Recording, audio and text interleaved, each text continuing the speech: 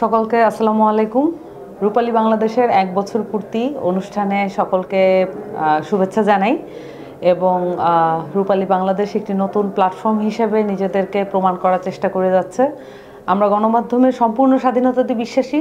গণমাধ্যম বাংলাদেশের প্রতিটি গণমাধ্যম আন্তর্জাতিক মানের সংবাদ প্রদান করবে, সেই সাথে ইনভেস্টিগেটিভ রিপোর্টের তাদের এক্সিলেন্সি প্রমাণ করবে, সেটা আমরা চাই।